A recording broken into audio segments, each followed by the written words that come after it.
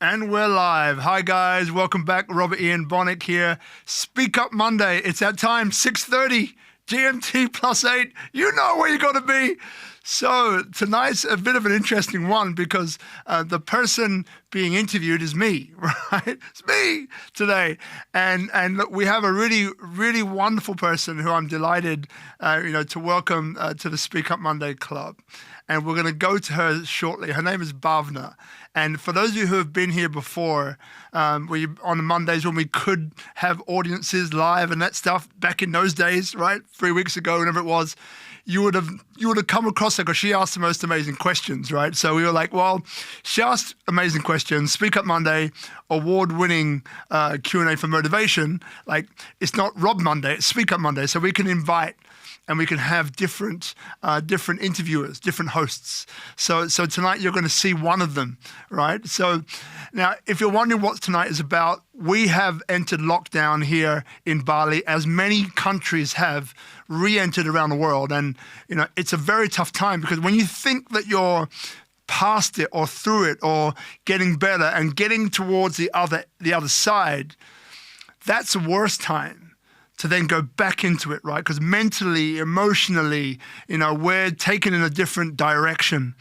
So this week we got 3 SpeakuP Monday streams all about mental clarity, inspiration, resilience, right? Because that's what we need right now, right?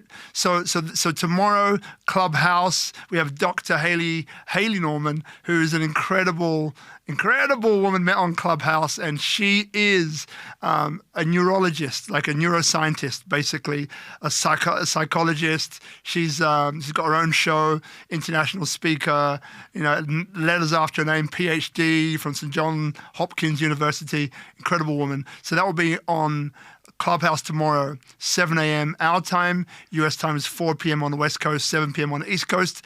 And then on Wednesday will be Richard Harrington, incredible speaker. He's a philanthropist, investor, serial entrepreneur, was financially free at the age of 24.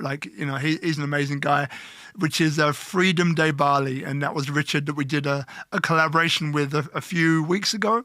So we'll be doing a replay of that tomorrow. So just keep your eyes on SpeakuP Monday and our feeds, and you'll see those 3. So my name is Robert Ian Bonnick, and usually I'm your host and the person asking the questions. And as you know, I am an advisor, so I help businesses, entrepreneurs, leaders, right, turn their story into impact and income using PR, media, branding, and, community building. I have an incredible network of global change makers, and it's always for me about collaboration and managing that offline and offline ways to build communities. So take a breath. Tonight, I'm about to hand you over, and maybe Bhavna, what we can do is so people can get to know you a bit, maybe introduce yourself like 30 seconds, minute and a half, to give people an idea of who you are and why I think you're amazing. No pressure. So over to you, Bhavna. Thank you. Well, first of all, I'm so honored to be here and be part of the SpeakuP family. Robert, we've been having many chats. I've gotten to witness the magic that you create. So it's great that now we've switched seats and the interviewer is now the interviewee. So a little about myself. I am currently in Bali, but we're obviously being cognizant of all the restrictions, but that doesn't mean we can't communicate and hold space and have dialogue. And that's really the mission that I'm on. I'm on a mission to cultivate and create a heart-centric business. I love dialogue. I love storytelling in a way to make us more compassionate and build perspective. And in doing that, we can obviously uplift humanity. So this is just one of those special projects that I'm honored to be a part of, while I also now offer one-on-one consulting to help people kind of navigate personal and professional change and share each other's stories in a way to inspire and be better and do better in all areas of our life. Mm-hmm. And what is it, if I say to you, what is it that turns you on? And maybe talk into, the other panels that you are hosting, the space that you are holding. Tell us a little bit about that. Sure. What turns me on? Conversation. I feel I get those juices flow from diving in deep, hearing someone tell their story, being privileged enough to hold space to facilitate that story, nurture it, and pull pieces out of it, unlock that wisdom that is within everyone, and being that cheerleader that I think sometimes we forget to be for ourselves, and so we need to be for others. And that's what gets me going is being in a room full of people or even one-on-one and just having a really deep dive about what inspires us, what moves us, what scares us, and how we can kind of use that as a form of empowerment and resilience. I do really believe that a lot of other people's pain or stories nourish my soul, and those water my garden, so to speak. And that's what gets me going. It's just good, deep conversation with people. Love it. Well, look, darling, as they say, no time like the present. So just in case you're tuning in now on one of our multiple streams, right? So today the tables are turned, right? The tables are turned, and instead of me asking questions, I am being asked questions. And this is part of a series of 3 or 4 interviews that I'm going to be doing. The first with Bhavna, one with Tasia Valenza, who's a Hollywood actress and a Emmy Award winner and TEDx speaker, amazing lady, we'll do on Clubhouse. And another one we will do with Anatoly Spector. And so this is the group of 3, and they're all around inspiration and motivation. And yeah, so without further ado, Bhavna, this interview is yours. So let's go. Awesome. Well, I think many people, those of you who have probably tuned in or have followed you or your Facebook groups, Instagram, kind of know sort of your background in terms of what you do. You've held so many different positions, worn many hats, but I think what I find most inspiring about you is that your background and where you've come from. And I think we spend a lot of time talking about achievements, you being an advisor with Tomorrow Gallery, you helping entrepreneurs become more profitable. But I think what really is special about what you do is your ability to bring people together. And you've done that through SpeakuP, you've done that through other platforms, Clubhouse and whatnot. And I think, especially at the time that we're in, I really just want to get deep into what drives you, what has allowed you to go from the boy that was from London and was abandoned and was in different children's homes to now bringing people together. Like, what allowed you to not feel so alone, and in turn become someone who brings people together? So I really just want to get a little deep into what got you to become so resilient and to redefine who you are time and time again. Great question. To open us off, so I'll answer from a different perspective. So I never felt comfortable in my own skin. And I was always a kid on the outside of what I thought was everything. I wasn't growing up in a children's home, 6 months of age to the age of 18 years, or 17 and a half years of age. And, I was always the youngest one in these children's homes. And I never felt accepted, right? So I felt like, I was like the spare wheel. So I was this introverted kid. Like, I really was afraid of my own shadow, growing up. I was confused because at school I was the only black kid for the first 13, 14 years. And the views which I took on board were Caucasian, very much so. So when I used to sit there with a mirror up to my face in my bedroom and just pull myself apart. I didn't like my nose is too wide, lips are too big, head too pointed. All of that, though, I had hair back in those days, so I didn't know about my head so much. But I dandruff, like it was bad. I thought I was ugly. I thought that I wasn't worth a damn, And this was going on for many years, like good 2, 3, 4 years. And one day, what happened was that in a really low place was like all these voices in my head. The one voice that seemed to come for the first time was this voice of saying, Rob, just look after your skin. And it was like a warm voice that was supportive. It felt like it was bringing me up, not pulling me down or pulling me apart. And then as that went on, and I was probably around about 12 at this time, as that went on and those feelings of depression and all this other stuff began to subside, it began to make way for an extrovert. Now, this extrovert was at school because I was good at sport. It was the only way where I felt, or the only place that I felt like I could do something. And I was good at it, any sport with a moving ball. And what it was that, I realized then when I was winning things and when I was being awarded things and people were looking at me differently for the first time. So whereas before it was like people were not looking at me, it felt like all I was being was bullied emotionally, physically, mentally, all of that. I felt like I had nothing to offer and I didn't value myself in any way, shape or form. So then to be in a space where then people started to look at you differently, and where people used to clap for you and like say, hey, you're amazing at basketball, at football, at rugby. And then people started to come around you. I felt this thing of like, uncomfort. And then, but then I thought, and I realized something within me realized that, if I was this introvert and I was on this stage and I was collecting things and I couldn't manage to come out of my shell, I stuttered as well, like you wouldn't believe. So stuttered, speech impediment, jaw was messed up, lots of reasons for that. And, didn't feel worthy at all. So I had all of these things working against me. But with sport, I felt something different. And then I've discovered this extrovert within me of if I did laugh, if I did come out of my shell, then people would respond to me differently. And what really did it was that I didn't really have many guy friends. I had girlfriends because I was way too shy to hit on them and didn't think I was worth anything. So there was never a threat like that. But what I was able to do was be in touch with that feminine side of me, that side of connection. And I would connect with these women, like Claire Croxon, Amanda Knapp, if you're watching now. Like these were girlfriends of mine when I was very, very young. And through them, I began to learn and discover a little bit more of how I could be of value, of how I could be of service. So you got 1, 2, and the last one was this desire to be part of groups. The older kids in the room in our orphanage had, we used to, like the double-breasted posse, the DB posse, right? Wearing these double-breasted jackets and would go out and hang out together. And I wanted to be part of it and they wouldn't let me in.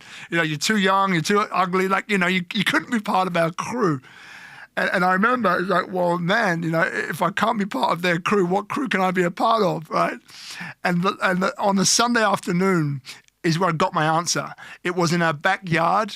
It would be like, playing football, knockout into this one goal that we had. And it would attract all of these people from our local community. These would be rich people, poor people, all the colors of the rainbow, all the religiosities of the rainbow. And what I felt and what I saw, apart from not being bullied, was this sense of community, this sense of people, instinctively letting go of like the things, the identities that they held to. And just connecting with others, like just talking, just being around one another without judging one another, without fighting or wanting to be the boss or wanting to be the big guy or whatever. And I just felt this enormous sense of like, wow, this is a beautiful feeling right now. And I just wanted more of that feeling of people getting along, of people coming together, of people smiling genuinely and genuinely having fun and wanting to get to know one another at a deeper level. So these were the 3 or 4 things that came together that ended up on a Sunday afternoon. And this was the those early years that were forming my habits and behavior and desire to bring people together on a really powerful level. Okay, wow, I love that. So I guess there's a couple things that I want to poke in on a little bit more. You talked about, you were 12 and you're already kind of tapping into this feminine side of you, which is not something, if you're not in Bali, maybe not everyone really understands the whole feminine, masculine side of themselves. So someone at such a young age and that too male in an environment where you felt like you couldn't be yourself, what did you tap into? It sounds like sport gave you focus. It gave you a sense of belonging, and maybe that gave you the permission to kind of really go inward. But I want to understand, like, for people who don't have that outlet, don't have that privilege or that innate talent, and who are going through something right now. Like what allowed you to kind of tap into that deeper part of yourself, despite you have the female friends that you did, but there had to be something within you that really felt like, okay, I need to make a change. Yeah, often now I talk about being inspired by inspiration or desperation, inspiration or desperation. So back then, I'll call it more desperation than inspiration, I desperately wanted to be part of groups of people. I desperately wanted to be part of society. I desperately wanted to stand out. I desperately wanted to be a winner, inverted commas, And, the thing that those women around me, taught me was just like the power of the fact that you have an opinion. You have something to contribute. Because again, the way I think that the space is held is that everyone gets an opportunity to speak, has an opportunity to contribute, and to be contributed to, almost like a sacred circle. And with guys, I think it was more about bravado and more about I'm good at this, I'm good at that, so I didn't feel comfortable, in that space to be like that, to be open and vulnerable, and to let that stuff in, simply about not being safe. So I think the desperation just came through, the fact of, being like sexually repressed. I was like any other little teenage kid. I wanted to have sex. I wanted to, sleep with all these girls, but I didn't sleep with any one of them because I was too shy. So all of that was kind of in there. So this pent up sexual energy, this pent up emotion, not feeling that I could be fully self-expressed. And then finding comfort in that circle, let's call it that circle of women, around me, then began slowly and slowly for me to begin to see different parts of myself and accept those different parts of myself. And then as I moved on, so that was probably the inspiration. Now the desperation was more about the anger. So the anger was, growing up in a kid's home, my mum didn't look the way that I thought she should look. I didn't really want to be in the situation that I was in. I didn't really necessarily understand it. And I was sick and tired of being bullied.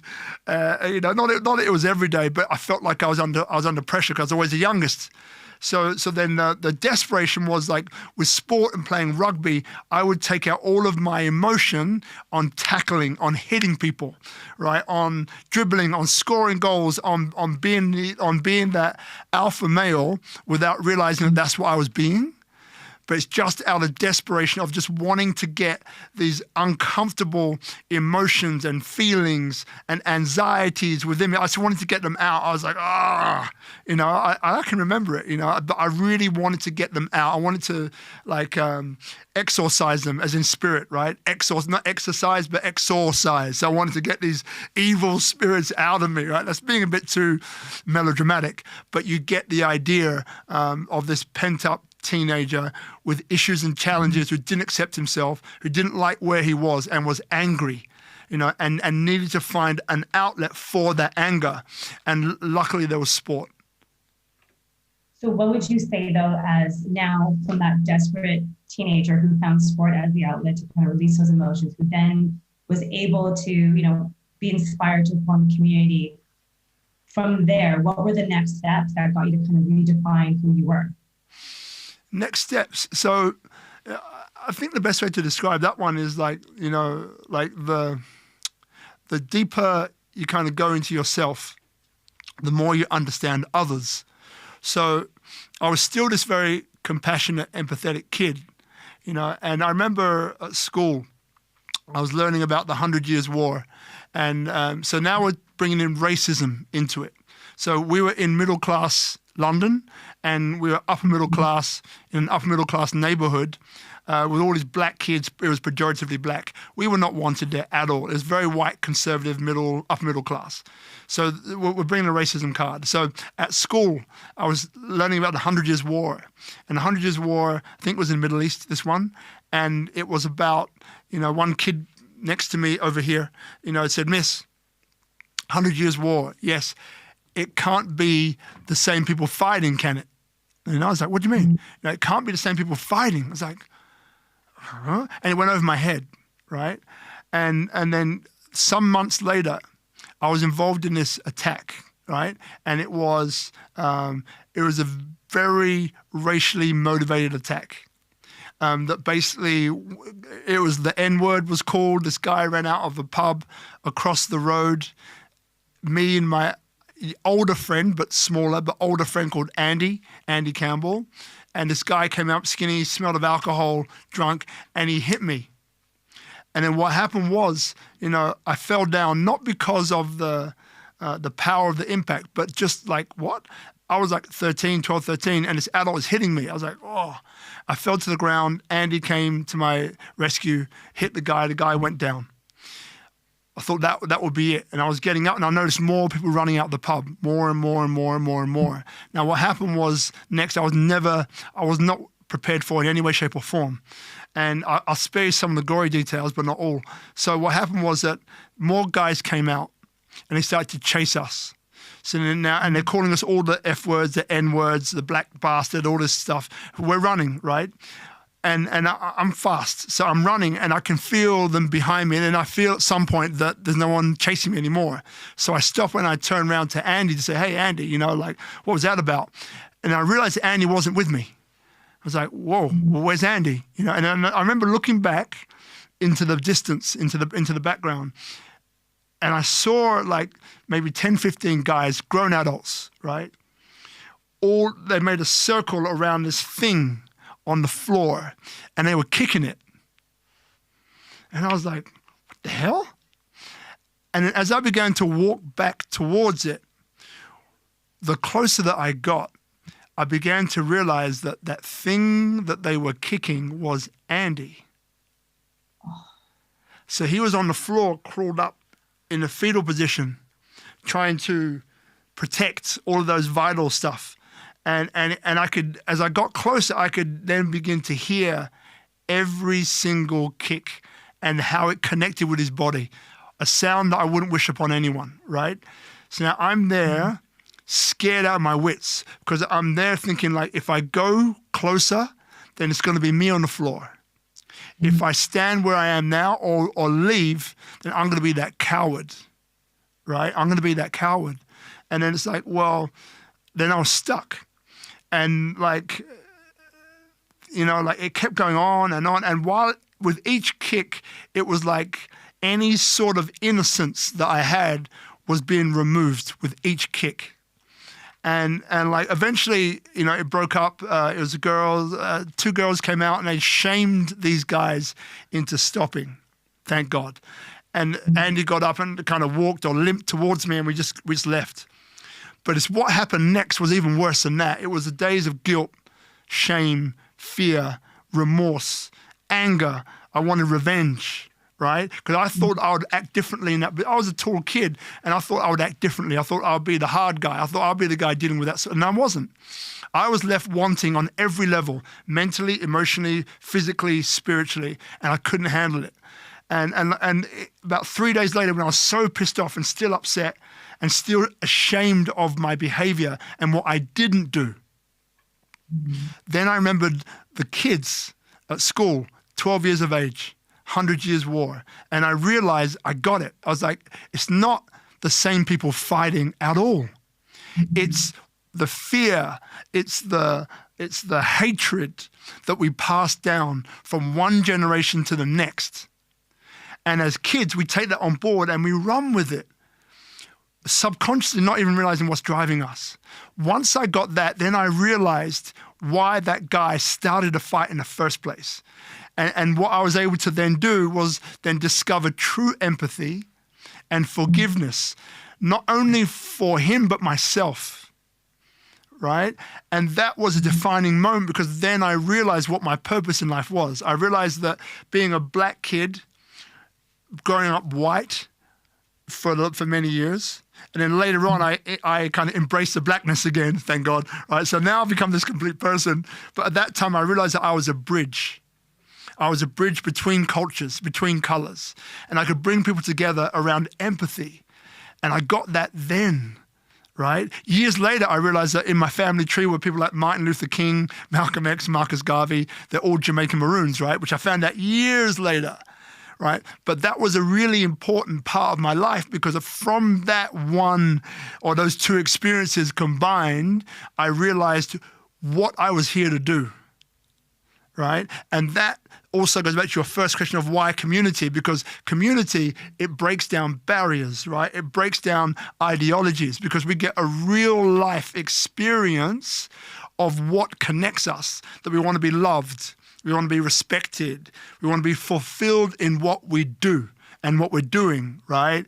And we want to be accepted, right? So those experiences were really powerful experiences that really embedded within me this mission to bring people together and to use empathy to actually do that. Yeah. Wow. I know that in its way over time made its way into what is now also SpeakuP Monday, which I want to get to in a little bit. But so at this point, you as a teenager who has felt that fear, felt shame, realizes that you're in a position to do better and to help others be more empathetic and form that community, have those conversations, dispel that fear. Literally everything for you had to almost break down for you to kind of rebuild. So now as a teenager, what did that turn into? Now that you knew that was your mission, what were the next things that you started to do? Because the work you're doing now is the last couple of years, but I'm curious to understand that because those are growing years, when you're in your 20s, and for anyone who's watching who is younger and maybe battling something at that point, you knew you had this mission, you knew that you wanted to build community. What did that translate into? Yeah, so then from that point, I was still becoming, I still am becoming, right? I'm still becoming the person that I was born to be. I'm not necessarily there yet either, right? But I'm on the way to it. And, and I'm closer today than I was yesterday. So like this teenager, when I saw that, I again, being this introverted extrovert, I always put more attention on other people because I didn't have the self-esteem to put on myself. So I'd always be finding out what other people wanted, how other people felt, that feminine side. And also because, I was being bullied at some stage, I used to, I became, my emotional EQ was off the charts because within moments, I had to figure out whether someone was a danger to me, whether they wanted to beat me up. All of these things I need to find out quick, sharp, because if I didn't, then it could end up in a bad situation, right? So I had those things going on. And then I failed my exams, some A-levels, and I wanted to go to university. So I had to go back and retake them. And what happened was that I ended up having to go to another college. And this college was, it was the opposite. It was like 99% black and like 1% white, So I felt like completely strange. Like I didn't know what the hell was going on, right? And but what it taught me is that, I began to understand black culture. In the children's home, we had black members of staff as well. And I began to remember some of the things they were trying to teach me about black people, about black history, about black culture. Black, I mean Jamaican predominantly, because that's where my parents are from. So all of these things began to lead me, towards this place of beginning to embody my mission. And I remember going to Southampton University to do this degree, and it was like the Warsash campus. And I was playing sport. I'd already finished playing basketball, playing for England. I had a chance to go to the NBA. I didn't take it out of fear because I was too scared. If I get injured, blah blah blah blah. All these opportunities, and then I met Nikki, a girlfriend at the time, and through being away from the kids' home, leaving the kids' home, and being out of the town, and going somewhere else, then I began to really appreciate this extroverted side of me that was beginning to flourish and to come out more and more and more. And then I realized, that I could make friends easily, I could do this easily, and then all of these connections started to go off. Right. And all the time it was using those skills of, listening, those skills of figuring out what is it that people want? What is it that can make people comfortable? Over this time, I became absolutely brilliant at disarming people.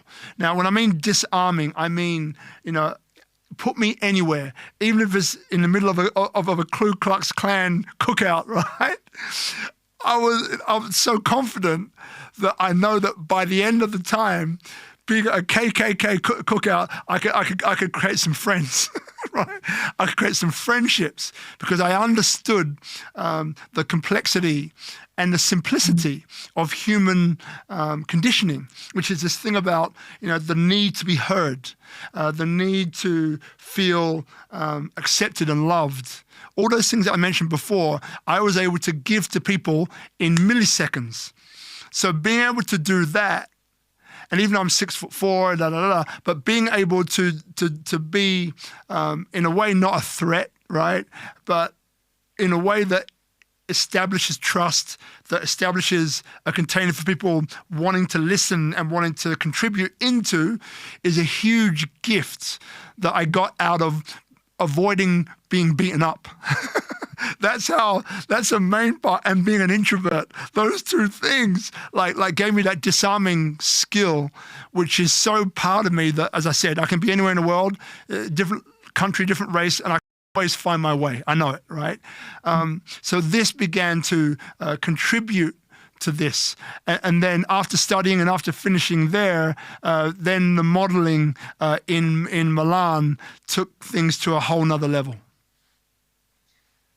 So modeling in Milan, for the kid that, didn't feel accepted, didn't know where he fit in, now you're on this international stage. You're now having to kind of embody that skin you're in. You said that, you were Black, but you felt you were growing up white, and then now you're in Black school now. So you've had these moments of having to kind of embrace who you are and someone who didn't fit in, and really kind of owning your skin. So when you were modeling, were there any moments, because, life is linear, not linear, it's a journey. So we have those moments that we stumble, and, you have to kind of tap back into yourself and tap into that resilience or that sense of, self-empowerment to get you there. What were the other stumbling blocks that happened when you were kind of hitting those international stages? Now you're around not just, now there's a whole other side of looks being valued a certain way. People are being valued for maybe their outer exterior, not their inner. Tell me something interesting about that time. Yeah, it's funny because the story which comes up is, so 1998, Milan, Swiss jeans, it's Fashion Week. I think Naomi Campbell was headlining that one. So I worked with some of the top supermodels in the world. It was so funny. And I was on the stage first. And so I'm there, and and I remember, being given a countdown by the stage manager, the guy who's basically, the producer of the show, basically, who's giving everyone the cue to go out, the cue of what to wear, all of that. This person's boss. And I'm there with I remember getting 30 seconds to go, and I'm there. Now, what you have to remember is that, so I thought that I had this looks thing licked. I thought that I had accepted myself, and how I did it was through exterior validation. If I can be working with the best looking people in the world, then it means that I look okay, right? And it means that I'm good, right? This was the rationale going into this whole thing that was behind it. So imagine this: 30 seconds to go. I'm there, the first one out. It's a packed house, media, everything in a fashion show that you've seen on Sex and the City. I was watching it last night with Marina. Anyway, all of that stuff is there. It's a big show, right? Mm-hmm. So I'm there, and I'm like, okay, let's do this. This is like, for a model, this is like for me, it's like almost top of the mountain. And I got this flashback. I got this thought. I got this reminder of back to the kid in his room with a mirror up to his face. Nose is too wide, lips are too big, head is too pointy, face too thin. All of the things that I thought I put to bed came up. And in that moment, I knew that everything I'd been doing was bullshit. And it wasn't true. So this outside-in validation is not ever going to work, ever. Not for me anyway, not ever going to work, because I was right there at the top of my mountain, working with the best looking people in the world. And I had that. And then to add to that, there are very few models that I met. There were some, but very few models that I met that were confident with how they looked, that loved the way that they looked. Most had some sort of challenge or issue, self-identity, all of this stuff, this validation on the outside. Not all, but most that I met. And I met some high models. I mean, I wouldn't have described myself as a high. I was in the best agency for men called Ricardo Guy, and that's a whole nother story. But but I still wouldn't regard myself as being a top model. I was doing it for a living. I was getting paid enough, but it wasn't making a decent living, and it wasn't something that was ever really going to continue for an extended period of time. But that's what I learned from there, was that if it's not the outside in, then it's got to be the inside out. And then that was a major shifting point of me realizing that I had to do inner work, more inner work, and not go for the exterior validation.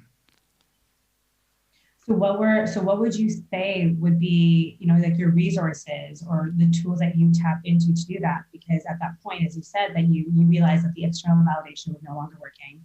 And then you really need to kind of go on the outside in, and you thought everything you've done before had worked. And then universe, as we know, will give us lessons and tests to make sure that we actually are integrating and embodying what we've learned. So, when you are up against challenges that, look a different way, but in principle are the same, what is it that you tap into? What is this new mountain for yourself that you are climbing? Yeah, so that piece, that resilience piece, it comes from the children's home. It comes from, going through those times, Saturday afternoons, not every Saturday afternoon, but I'll be there with Darren, another kid who's a bit older than me, a skinhead, which if you know anything about those times, skinheads, mods, skinheads supposed to be neo-Nazis, don't like blacks. We were living next door side by side with one another, go figure. And we were made to fight. Not every Saturday, but occasionally. And very rarely did I ever win. Very rarely did I win. So we would square up to one another, he would start throwing punches. I would start throwing, not punches, whatever I was throwing. And eventually he would connect, hit me in the nosebleed. I would cry and I'd run away. And, in many ways, I got such a tough time for it. But the anger was done with me, because I was still angry, but this is going back now to when we're anything from, a lot happened at 12, by the way, but 12, 13, 14, probably that sort of age. And so what it was it was this part of me inside of me that never really wanted to give up. It was this side of me who was saying okay, I saw many kids go in and go out of that children's home, because I was always the youngest one, creeping up towards 18 where I left. But then, maybe 100 kids were coming in, 13, 14 years of age for a year or two, and then out. Another one. And I would see their stories, because I was an introvert. I would see their stories. One guy, Lee Burke, awesome guy, Jamaican, or West Indian anyway, walked with a stick, a cane, walked with a limp, but didn't really have one. It was a shuffle. It was cool, right? Trilby hat on an angle, right? Spliff out of it, hanging out of his mouth. This guy was cool. And he ended up getting shot in the head, right? Dead. Gone. Another girl, Jackie Reardon. Jackie, a person who had such a tough life. And it felt like, she had abuse, sexual, emotional, name it. She had it, physical. And then she was just coming good. And then she was at her boyfriend's house. I think they slept over the night, or she was allowed to sleep over the night. And they went to come out of his driveway in the morning. A car hit. She was killed instantly. And he was paralyzed from the neck down, for the rest of his life. Just horrific, horrible shit to happen. And there's lots more of that. But there was some good stuff too, by the way. It wasn't all doom and gloom. But here's the thing, like I remember Gary. Now, Gary Lee is a guy who was the first black head chef of a major London 5-star hotel. Ivan Loffman, one of the fastest sprinters in the country. All these guys came from our children's home.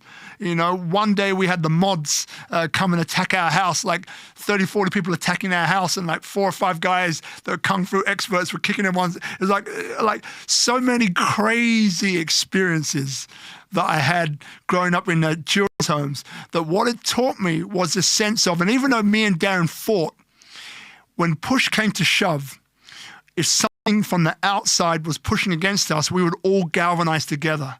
More community, right? So no matter what, we would put aside our differences and come together. So where was I going with all of these stories that I'm all bringing together? Let's see if we can bring them back. So what I learned was this. Whenever I felt like giving up, whenever I really felt like saying, I am done, I have all these kids in the children's homes, some who made it, many who didn't. And I remember one conversation I had with I think it was Gary, and he knew what he was doing at that time. He had some other stuff going on. And he said to me, he goes, Rob, because he knew that I looked up to him, right? He goes, Rob, don't be like me, be better than me. Don't be like me, be better than me, right? So then it was like, like what got me through a lot of shit growing up, the fact that whenever I felt down, and there's plenty of times that I did, whenever I felt down, it was like I had all of these kids on my shoulders whispering in my ear like, Rob, don't be like me, be better than me. I remember Lee Burke being shot in the head. I remember Jackie killed instantly, and so many other stories of these kids who it was like, through me becoming this incredible sportsman, learning how to volley with Gary, learning how to dribble with, I think, Gary, Stephen taught me some stuff. It was like I owed a debt of gratitude to a lot of these kids who gave me their best so then I could be the best, right? And I'm not talking about competitive best. I'm talking about the best for me, right? The best the person that I could be. So those experiences imbued me with that resilience, right? That whenever I need it, like nothing will ever put me down, ever. Like the lowest I ever got was that kid with a mirror up to his face, pulling myself. That was the lowest I ever got. And yes, I contemplated suicide. And even through all the trials and tribulations, being in big debt, owing people money, like all of this stuff, which later years came over me, some still going, like it will never put me down to the ground, ever. So there's always that part of me, always, that will always come back and will never give up. And it's due to those kids, those friends of mine, those blood brothers and sisters of mine growing up who imbued that into me. Yeah. I love that. It's this notion that we want others to be better, and you're basically telling yourself that I need to do better or be better than that person. And in doing so, you've cultivated a community in different ways. You've cultivated SpeakuP Monday, and you mentioned earlier about there was those moments even when you were 12 and you looked at yourself, you contemplated, you were depressed, and all these other moments where you could be beaten down and stay down. You got up because you remembered these children and these people from your past. I believe that SpeakuP Monday was born from some incidences that happened in the friend group that and people in your network. Can you touch on that a little bit in terms of the genesis of that? Yeah, sure. So SpeakuP Monday, we were at Life in Bali, me, Marina, our 2 kids, and we're having a tough time. It was in Temora Gallery. Temora Gallery is an awesome place. Edutainment, lifestyle, family. It's an incredible place. If you've got a family, go to Temora Gallery. Not at the moment. Right? Tough time. But what it was is that we were there, and the development was behind expectation in terms of the timeline for delivering the rest of the development. So then we were effectively at the back. So we're not on the street, we're at the back, at the end, in the corner next to this big wall that separates us from the next stages that were subsequently built. So we were right at the end. No one was coming to see us. The only people coming to see us were people who were like lost, people who were like, oh, what's down here? Like it's a big wall. What else is here? And I would grab them, from the street, say, hey, how you doing? And then we would go on a tour of Temora Gallery, and I became like the mayor of Temora Gallery. It's funny, so what it was born out of two things. One was a need to create community, and when me and Marina were there, we're thinking like how do we bring people here if the development's not finished and we're not on the street? How do we do it? Like we're a cafe, like what we do like every other cafe. And Marina had some brilliant ideas that made it very unique from a look and feel point of view. The food, some people are still talking about the food. Like brilliant in what she does. But it needed both of us to come together. So one of it was a need to bring people and create a sense of community and find our community here in Bali, because that's when we first arrived. That was one. The second one was that, being in hospitality at the highest level in Australia, in Italy, London, and other parts of Europe, I remember 3 friends. Okay, when I say friends, we were not best friends, but we knew each other, and I felt that there was a fondness for one another. But 3 of them, and those people in Sydney would know who these guys are, but 3 of them over a space of a year. Now these guys look good, smell good, had the business that was working, had the accolades, had the public proof, the social proof, had a beautiful partner. I think one had children, these guys were it, right? They were doing really well. And no one saw it coming, but over the space of about a year, all 3 of them committed suicide. And no one saw it coming. It has such a huge impact on the community that everyone was stunned. So now here are we, life in Bali, Temora Gallery, that's in Bali, Indonesia, in like Brawa. And we're there thinking like, we need to find a way, to find our own community and provide a space where a community can feel comfortable.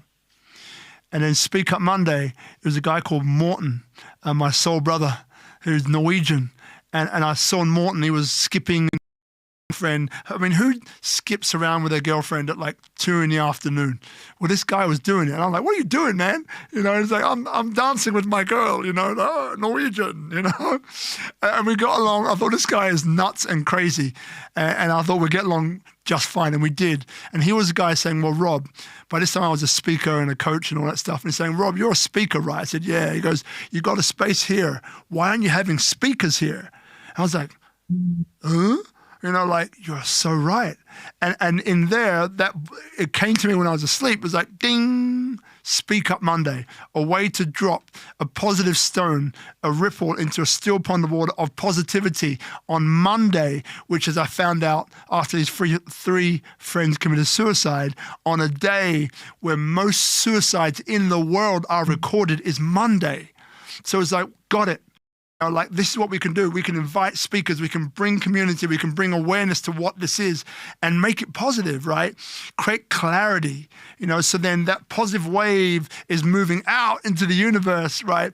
And people on a Monday, instead of wanting to take their lives, gain their lives, right? They gain their lives. They gain their lives back. They gain a sense of certainty, clarity, control to a certain extent. They get that back, and that's the reason why still to this day that I'm rigid on it. We've made no money from it really. All I've done is spend money and time, right? At the end of the day, but looking for ways to monetize it. But that's not a story. But it won't stop.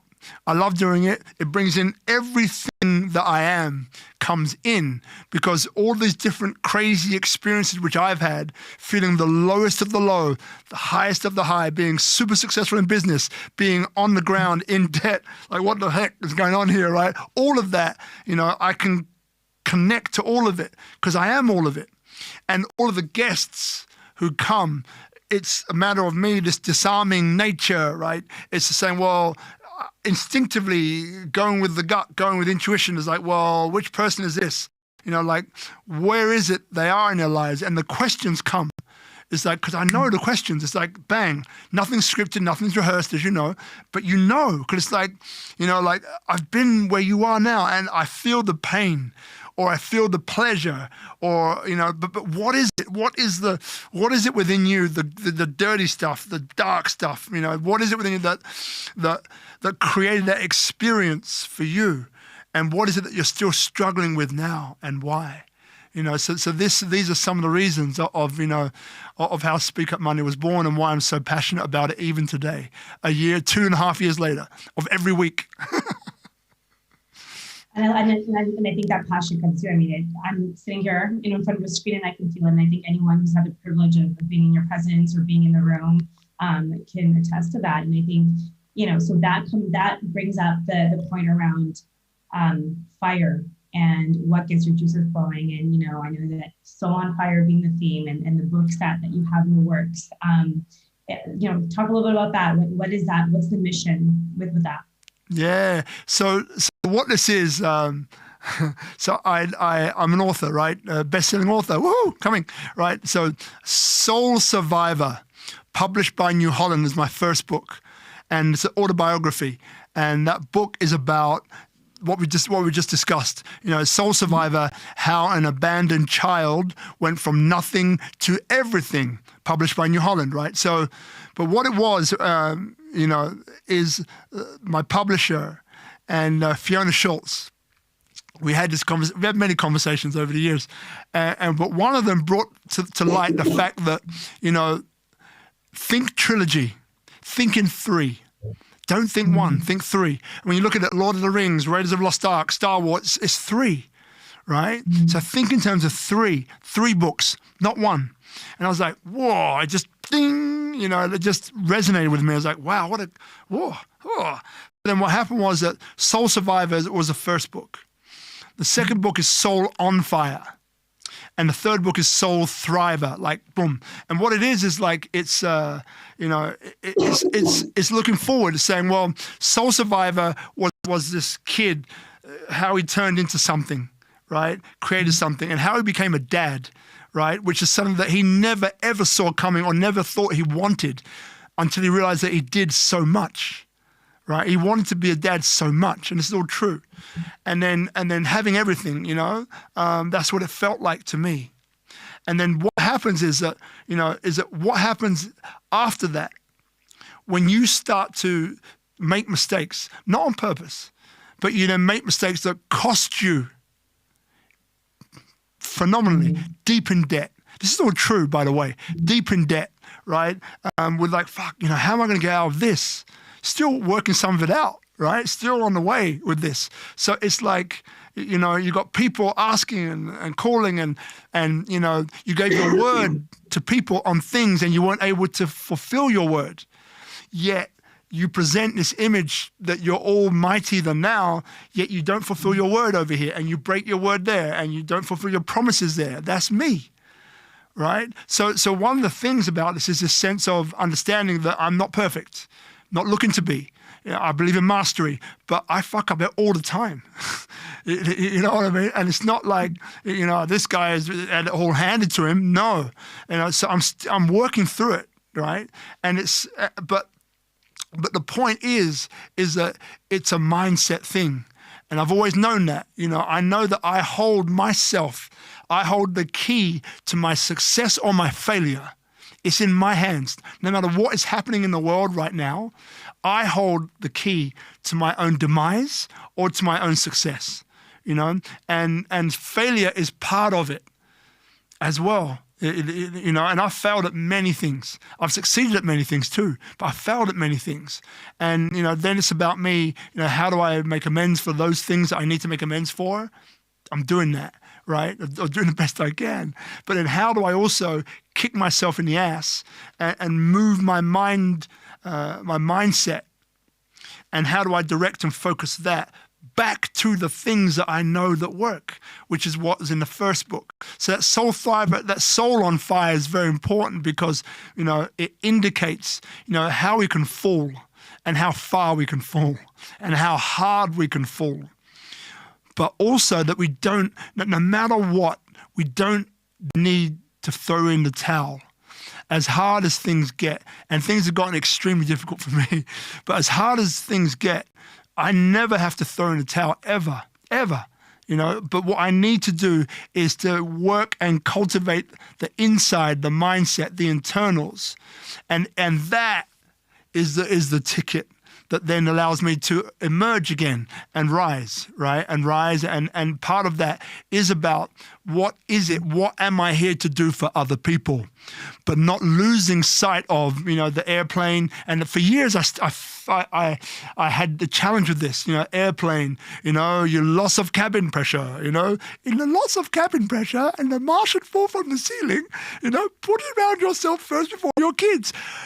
I never did that. I was always about other people. So now me having to work out my value as an advisor, as a coach, I gotta work out my value, and I gotta put myself first, and then my partner, my family, my community, and so on. So these are parts of the challenges that are there and present in Soul on Fire, and it's both soul on fire, like I'm burning, like I'm in hell, or on fire from the point of view of like, I've made that step, I've made that flick, I've flipped that switch, and now it's time to soar, time for me to fly.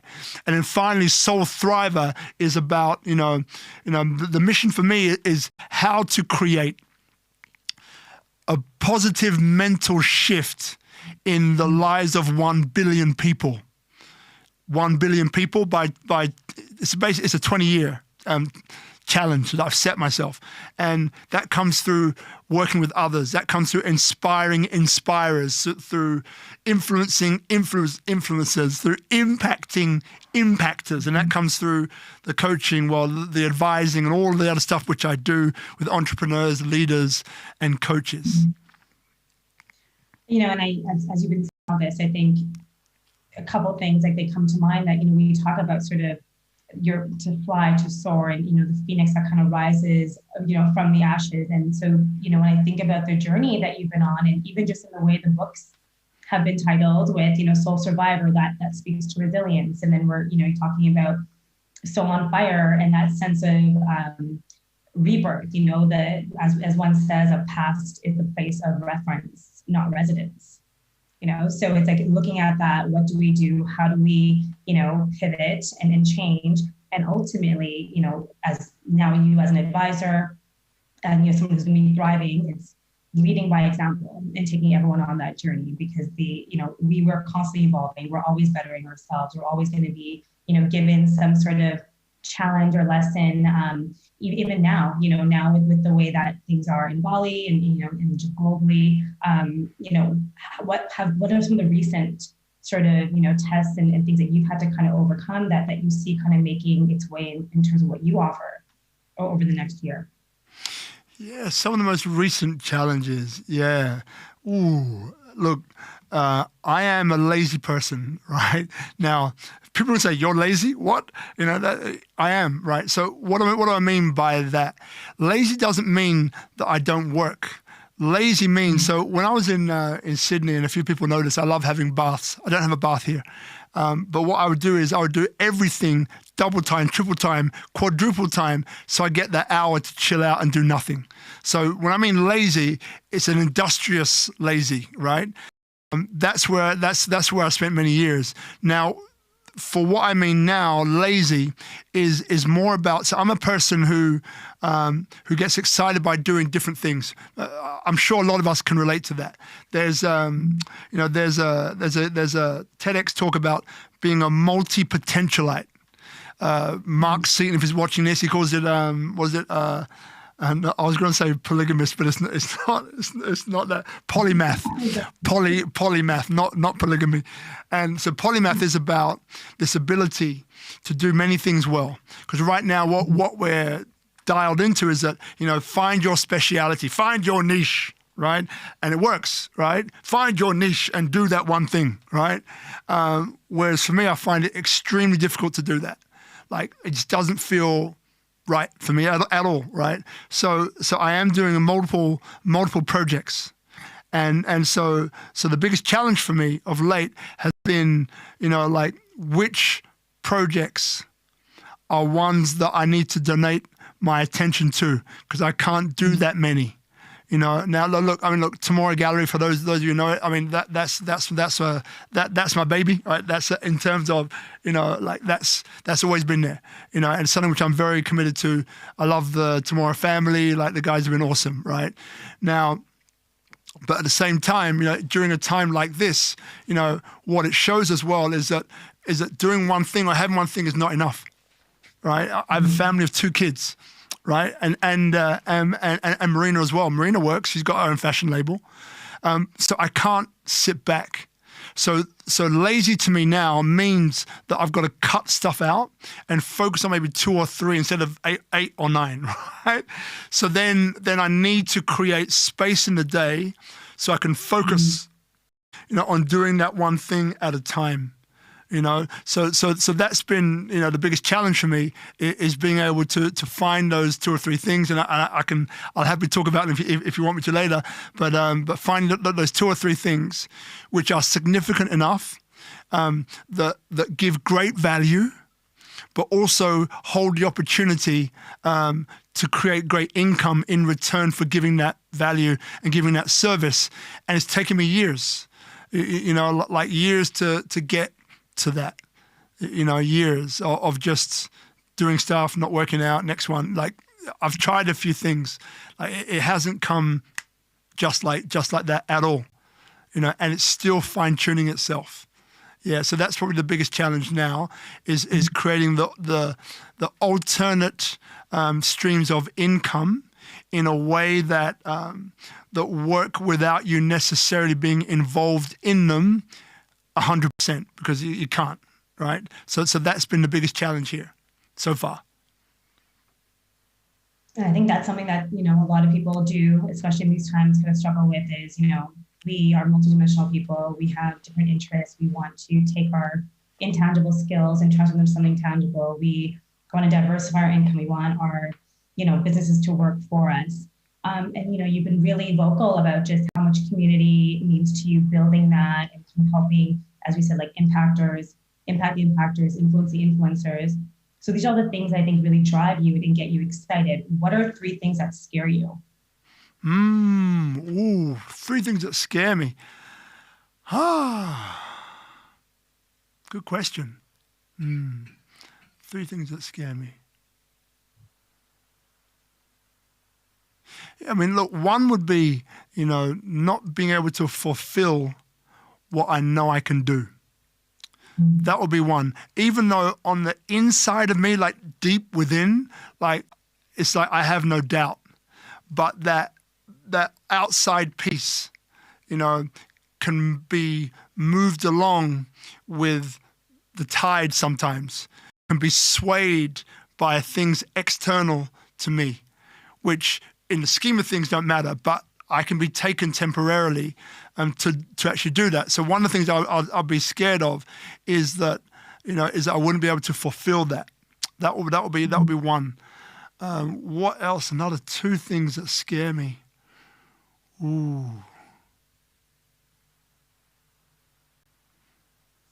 Yeah. You know, one would be health, right? So I'm a very fit person. I don't do much now. To be that fit, actually, I do exercise every day, right? But I'm not a gym guy or anything, you know, like that. And like over the years, I've noticed things, you know, like my eyesight, you know, like you know, I'm a person who, with appointments, I can't lie, I'm not always on time.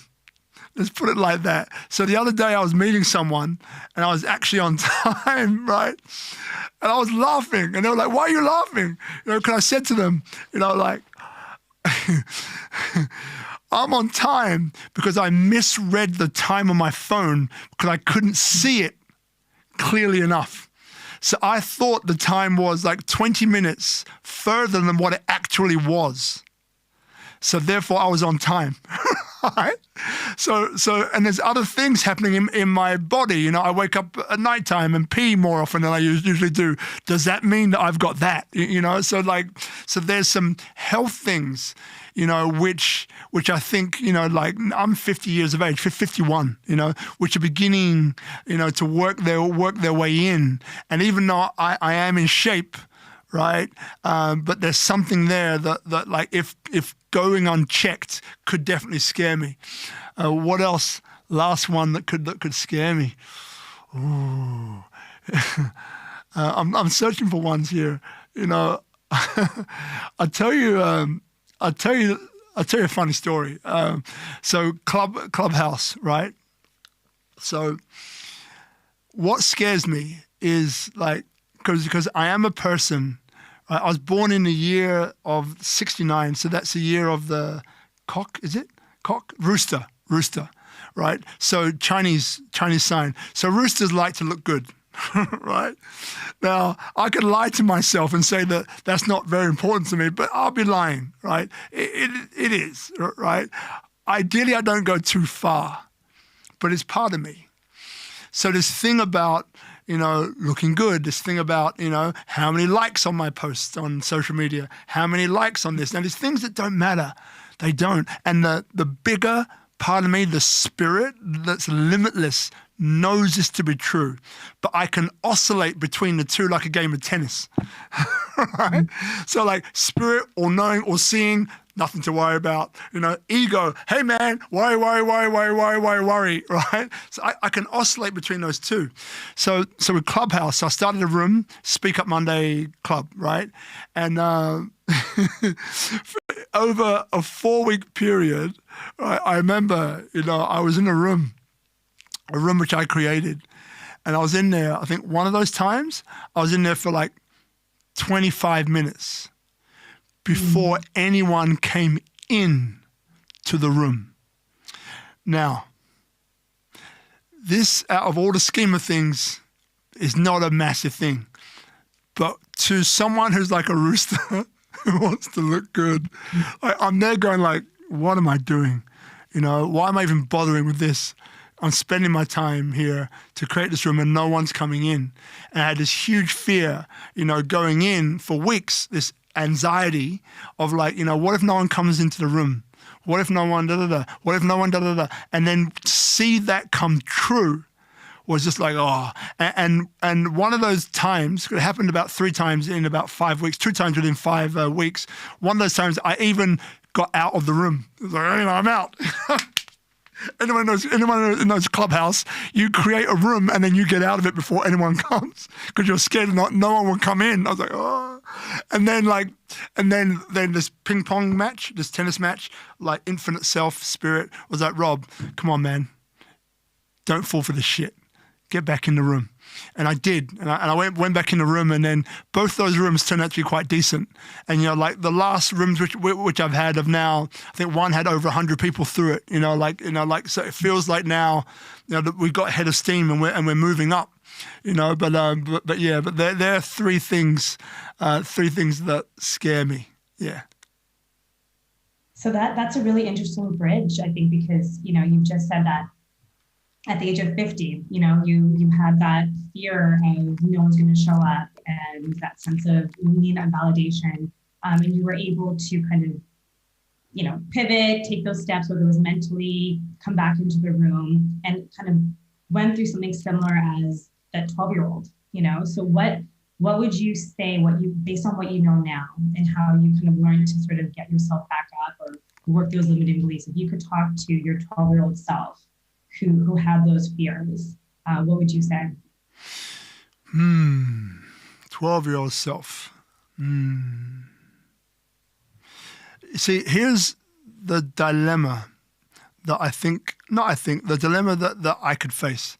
So in many ways, on a spiritual level, I have been told, and I believe as well, that I'm an old soul. I mean, I've been here times, right? And so there's many things where I feel like, what's the point? You know, almost like, well, what's the point of doing the money game? You know, what's the point? at the end of the day, we all go this way. What's the point? So there's that's part of that. And then the other one is, and just quickly remind me of your question because I just got a mental blank again. So younger self, got it. So then the other thing which I noticed, the other day, like being in a committed relationship, with Marina, love you, my 2 kids, love you guys, love you girls, right? There was part of me, and this is not anything that they did to me, but it's what I allowed to happen to myself, right? So as a 12-year-old kid, probably a little bit younger actually, no, younger, didn't all happen at 12, younger, right? I would be playing football at school, angry kid, right? And it would be like me versus the world is how I saw it. And I would dribble past everybody and I would score a goal, right?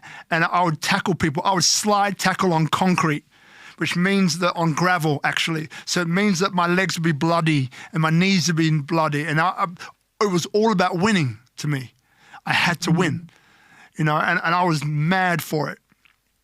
So part of me let that go coming into a committed relationship. And the thing is that, so to my younger self, I would say, don't let that go. Like keep it, keep that determination to win. Now, I would counter that with, yes, I have more wisdom now, being on the planet for more years and being this old soul, inverted commas. But in many ways, it's being on that edge, as a high performing athlete, right? You're on the edge of success and failure, meaning you're pushing yourself to as far as you could possibly go, like to the tip. On the other side of that tip is injury, right? And you're so close, it's like a razor sharp edge. And it's not easy to know where that edge is because you want to push yourself, but not so much that you snap. But sometimes you have to snap to know how far to push yourself, right? So it's a nil-sum game in some ways, if you believe that. So to my younger self, I would say, stay hungry, stay angry to a certain extent, because that energy moves things, but also, know where to surrender. And that is probably one of the most difficult things which I would say is to do, to stay angry, meaning to stay fierce, to stay in your power, right? But at the same time, know the time to surrender. But you surrender to greatness, right? So you surrender to greatness. You don't surrender to your circumstances. You surrender to greatness, and that's something which I don't always do. I'll be honest, I don't, very often at the moment, right? But that's it, like surrender to greatness. So growing up, stay hungry, stay aggressive, know when to surrender, but when you do, surrender to greatness, And the last thing which I'll say on that one is that, so I grew up believing that I was born alone, in the world alone, and I would die alone. So born alone, in the world alone, die alone. That worked for me to sharpen this axe of, like no one will ever get to me. Like in like that container right in the middle, like the heart and soul of me, no one's ever going to get to that, right? It's protected. This is how I thought as I was growing up. And but then in relationship, the challenge then is that if you don't let your partner in, then they never get to know you, and you never get to flourish and grow way beyond what you could achieve by yourself. So it's an interesting question. It's a great question, and yeah. So to summarize it, it's like 2 or 3 stages in life. One stage where you're out there and you're trying to work out what it is, who you are. Be hungry, be aggressive, be deadly, right?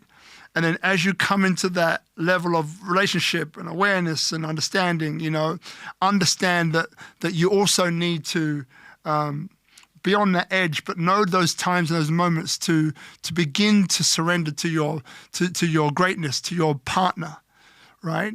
And then on that highest level then is wisdom. And wisdom is then knowing when to call upon that energy of like, let's do it right now, let's get it done. When to know to call in that wisdom energy of saying, okay, I don't need to push that hard for this. I can surrender to my greatness and I will go far and above what those three. And it's funny because in the back of my mind here, just decided it's like wisdom's an interesting one because in many ways, like on the greatest level, I know I have a lot of wisdom. But on the things that I have done in the past and near past, I would say that there was no wisdom there at all. but nonetheless, they are the three that I'll give you: resilience, empathy, and wisdom. And so with that, and the wisdom, I think, is something that we learn through our experiences, regardless of age, society, and that's something that you kind of cultivate. And one of the things that you're now doing with SpeakuP Monday, which as we talked about, is the idea to reach 1 billion people and to potentially be that conversation or that dialogue that we're having that may have impacted someone in a way in which to choose differently or act differently. And knowing that you're on this wonderful epic mission to impact people in that way, how can others get involved? How can businesses get involved and individuals get involved so that we can all help reach that mission together? Lovely. So here's the thing, like when it comes to, so what I do, right, is I am, and this by the way is like for want of a better term, it's like a pyramid. It's like it fine tunes and I get closer and closer and closer and closer to it, why I'm actually here, what exactly I do, right? Mm-hmm. So I'm moving towards that daily. Sometimes it's the changes don't come daily. So what it is that, like one of the greatest things that I'm able to do is hold space with people. One of the greatest things I'm able to do is connect people. And one of the greatest things I'm able to do is to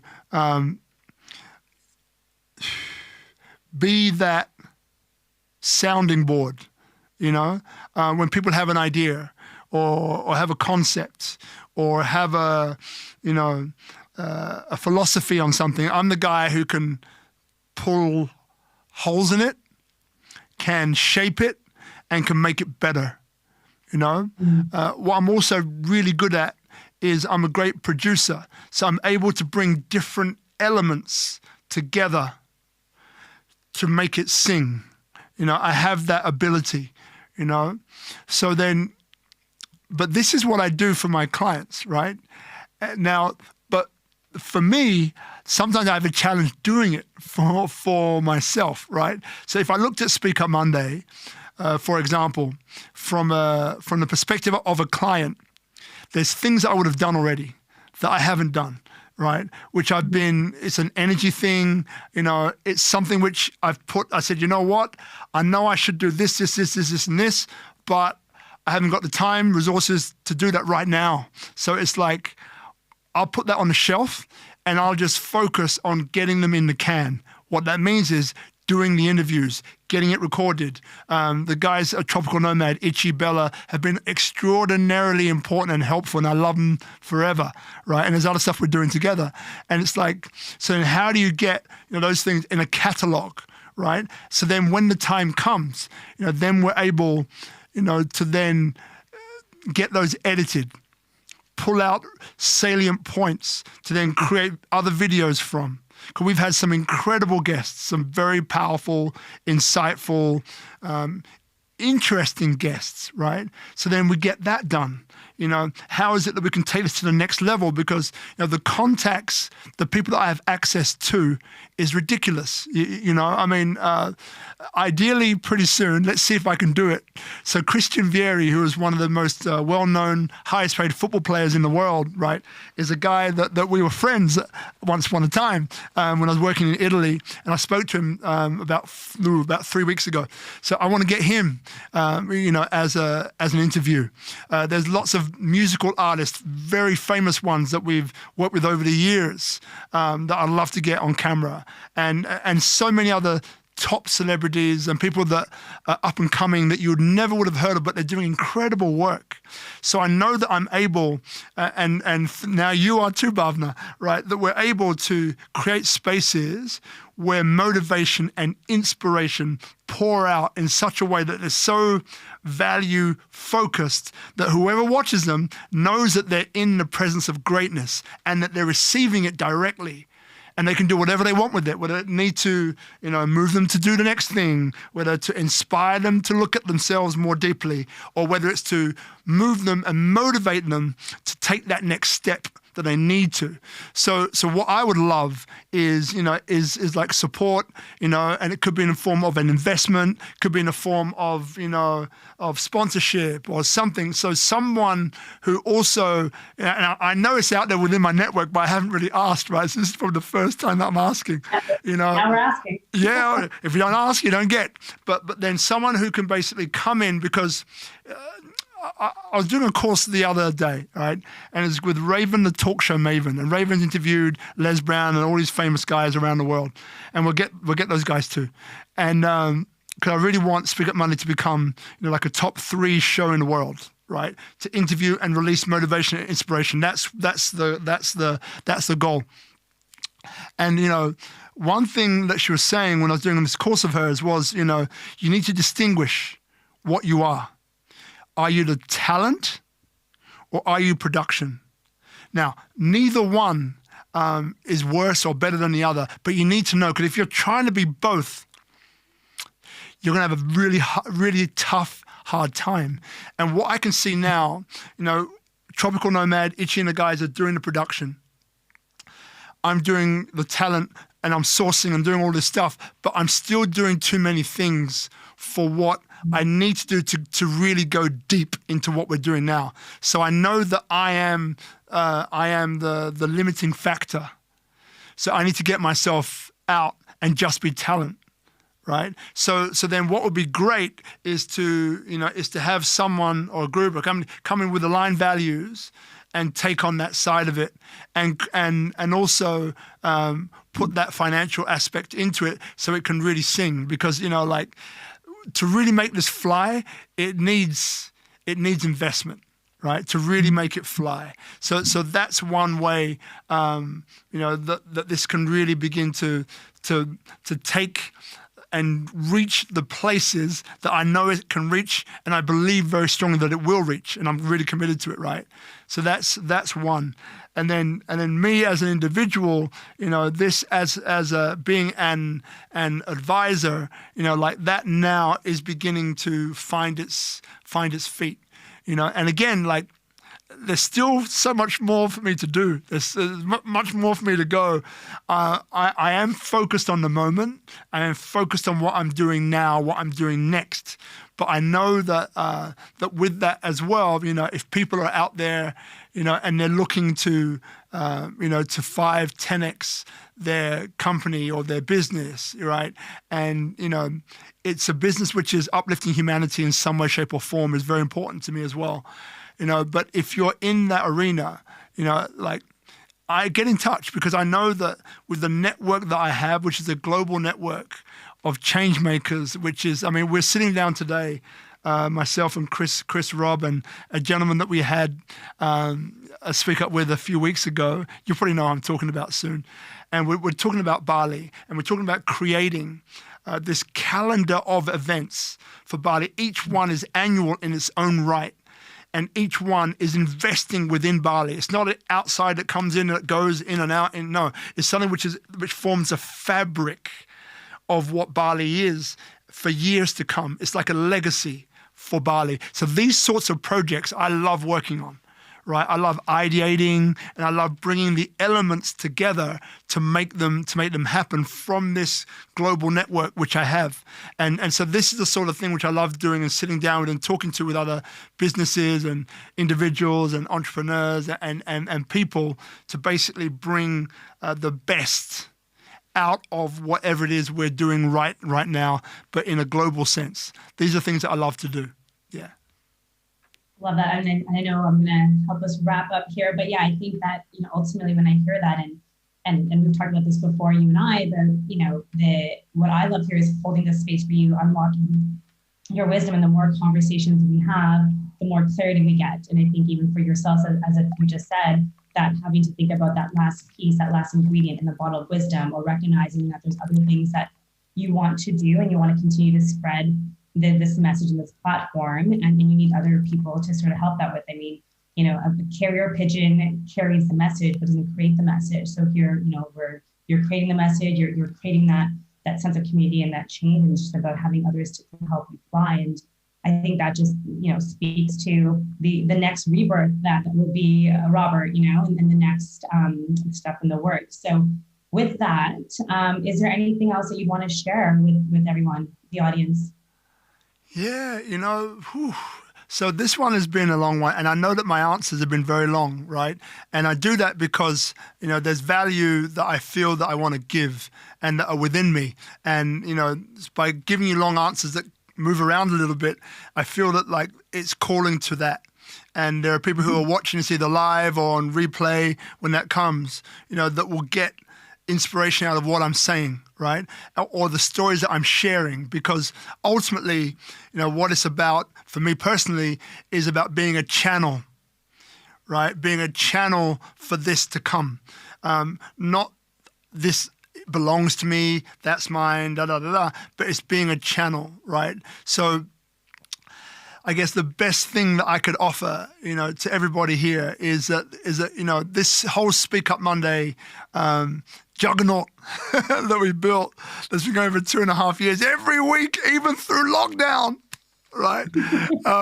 Support it, right? If you have ideas, if you have a guest that you think is amazing and has incredible value to offer, and by the way, thank you, Bruno. He's brought some incredible guys to me that we're going to be featuring, But if you have guests, or if you want to share it with other people who you think might gain something from it that will help them to take the next step.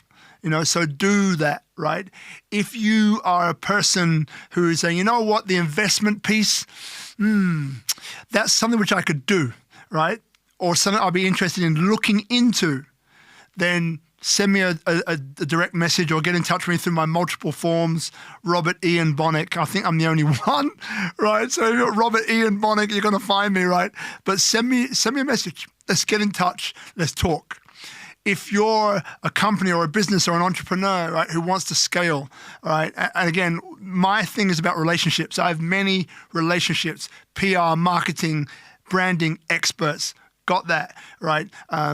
Community building, strategic partnerships, strategic collaborations. Got that. Global scale, right? Here in Bali included, right? So if you're feeling a resonance with that, get in touch, right? And let's talk. And finally, for those who resonate with that mission of, how do we create, a positive mental shift in the lives of 1 billion people within the next 20 years. If that resonates with you, then get in touch, because this is not something which I can do by myself, and I've never wanted to. And I've always been about collaboration, and now you know why. From a very young age, I've been about how can we unite? How can we bring things together and get the best outcome possible? Right? So if you're on board with that and you don't know how we're going to work together, or just reach out and say, hey, Rob, I have no idea what we're going to do, but I'm feeling like a resonance. I'm feeling like a something, right? So let's just have a chat, right? Then get in touch and let's do that. And then that's 3 things. So the final thing is, through this period of lockdown, right? Here's the thing. you always, always, always have an opportunity to make it. You always have an opportunity, right, to rise. Always, right? Now, that's going to come as a hard message for some people that might be watching this, and I get it. I've been at the lowest of the low, right? I still go through times like that, right? But I get it, you know? But here's the thing, you know, like what I've seen is that, you know, like I've seen people die, right? I've seen people's lives cut short for no good reason. You know, and that imbued me with a sense of today is today. If you have the opportunity to do something, do it. If you have the opportunity, you know, to go and to meet someone, you know, and you got a feeling about it, go and do it, right? If you have an opportunity, right, to do something, to make something of yourself, do it, right? But never give up, right? Never give up, because, you know, there's always a way out. There was one guy who recently tried to commit suicide who I know, you know, and we had a chat, and I said, why did you do it? Why did you even think about doing it? Because he said, you know what? I couldn't think of a way out. And this guy's got kids. It's like, what the fuck, right? There's always a way out. There's always a way out, and there's enough people now to reach out to. So if you're on that level, reach out to somebody. If you feel yourself slipping down that reach out to somebody, and then watch SpeakuP Monday. You know, tomorrow, you know, on Clubhouse, it's now on Android as well. You know, I know this is the longest ending ever, but you know, on Clubhouse tomorrow, Dr. Haley Norman, incredible, you know, neuroscientist, neurologist, psychologist, like letters after PhD, St. John Hopkins. An incredible person. And last time we had this sort of talk, we had like, I think about 12 or 15 doctors come through, which I've never seen on Clubhouse, right? And it came in all through this room. Really powerful energy that we hold. You will find opportunities there. Tasia Valenza, my soul sister, Clubhouse Thursdays in the US or Fridays 7 a.m. in here, called Give Great Voice. Another incredible human being doing amazing things, right? These people here, just by being around them, will lift your spirit, will lift your mood, because it's an inside job, as Richard Harrington says. It's an inside job, right? You can't do this from the outside in. It's not a validation thing on the outside will give me what I need. No, it's an inside out thing. Meditation. Take time alone to contemplate.